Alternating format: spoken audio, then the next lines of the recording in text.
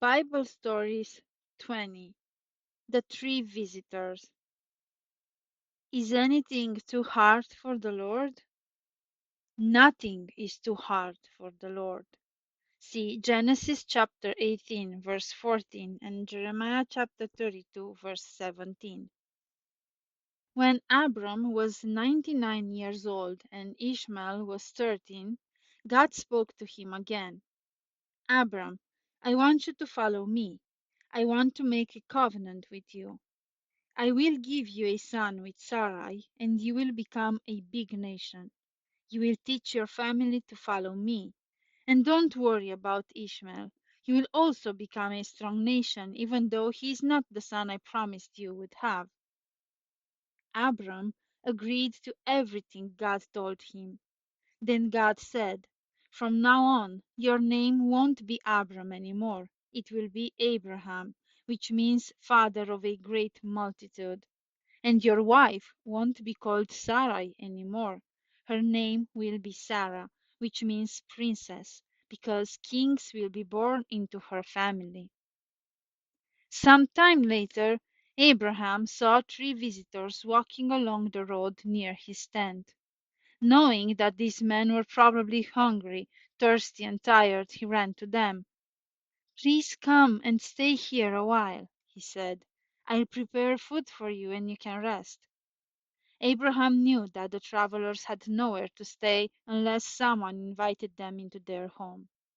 Abraham called his servants and commanded them, please wash these men's feet and prepare some food for them. As they waited for the food and rested under the shade of a large tree, they talked with Abraham. Where is Sarah, your wife? They asked him. She's in the tent, he answered. Sarah could hear them talking, and when they mentioned her name, she listened carefully. 1 year from now, you and Sarah will have a baby boy, said one of the men. Sarah laughed when she heard that. She was already 89 years old. She was too old to have a baby. Why is she laughing? Is anything too hard for the Lord? They asked Abraham. Sarah felt scared. How did they know that she was laughing? They couldn't see or hear her, could they? I didn't laugh. She tried to defend herself. Yes, you did, the visitor said kindly, but he did not press her any more. Then the visitors got up to leave. They needed to go to Sodom, where Lot and his family lived. Two of them went ahead, but the third visitor spoke with Abraham a little bit longer as they stood on the road. He was Christ himself, and Abraham now knew that. Abraham, I need to tell you what's going to happen because you teach your family to obey God. He said, Sodom and Gomorrah are going to be destroyed. The people who lived there were so wicked that God could not protect them anymore. Abraham felt sad. He knew many of the people in those cities. Lord, please, may I ask, will the cities still be destroyed if there are 50 righteous people in there? No, they won't, answered the Lord. For 50 people, I would save the cities. Abraham asked again, what if there's 45 righteous people there? I would save the cities if there were 45 righteous people there. Now, Abraham knew that there weren't even 45 good people in Sodom or in Gomorrah. He politely asked if God would still permit the city to be destroyed if there were 40 righteous people. And what about 30 people? And 20? What about 10 righteous people? I would not allow the city to be destroyed if there were 10 righteous people in it, answered the Lord.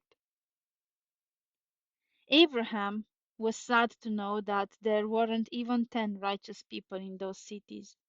He understood that God had done everything possible to save and protect them, and he stopped asking. In great pain, God would have to give up these cities and leave them without protection. Yet, Abraham was glad to know that for those who believed in God and trusted in Him, there was nothing impossible. And because he and Sarah believed, Sarah became pregnant and gave birth to a precious baby boy, the baby of the promise, Isaac.